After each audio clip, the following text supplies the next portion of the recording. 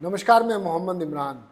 क्या आप कोई नई प्रॉपर्टी खरीदना चाहते हैं या बेचना चाहते हैं या फिर अपने किसी रक्त संबंधी से लेना चाहते हैं? तो ये आपके लिए बहुत महत्वपूर्ण खबर है। दरअसल उत्तर प्रदेश सरकार ने पावर ऑफ अटॉर्नी के नियमों में बदलाव कर दिया है। कैबिनेट ने मंजूरी दे दी है। योगी सरकार को लग रहा था कि करोड़ों अरबों रुपए की प्रॉपर्टी केवल एक 100 रुपए के स्टाम्प पेपर पे खरीदी और बेची जा रही थी, यानी जीपीए के माध्यम से, जनरल पावर ऑफ अटॉर्नी के माध्यम से। अब इसके लिए नियमों में बदलाव कर दिए गए हैं।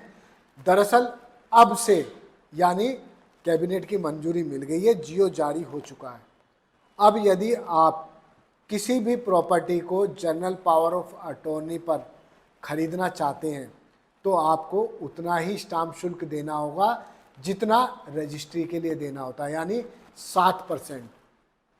कहीं कहीं रजिस्ट्री में कम लगता है, लेकिन अटॉर्नी के लिए 7% स्टाम्प शुल्क देना होगा, तभी जाकर आपकी अटॉर्नी हो पाएगी। इससे पहले जनरल पावर ऑफ अटॉर्नी 100 रुपये के स्टाम्प पेपर पर होती थी, जिसको किसी भी रजिस्ट्रार दफ्तर में जाकर रजिस्टर्ड करा दिया जाता था, लेकिन अब ऐसा नहीं हो पाएगा।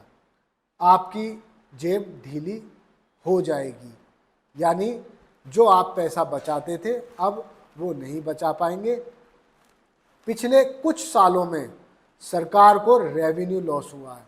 इसे देखते हुए ही योगी सरकार इस मामले को कैबिनेट में ले गई और इस प्रस्ताव को मंजूरी दे दी है।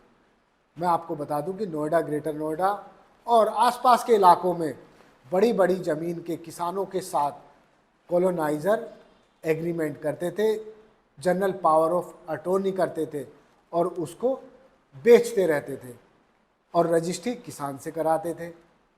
अब ऐसा नहीं हो पाएगा। यदि आपको जनरल पावर ऑफ अटॉर्नी करनी है तो 7%, ज़मीन की कीमत का 7%, सर्किल रेट का 7% आपको स्टाम्प शुल्क देना होगा, तभी जाकर जनरल पावर ऑफ अटॉर्नी आप एग्जीक्यूट करा पाएंगे, नहीं तो पावर ऑफ अटॉर्नी नहीं हो पाएगी।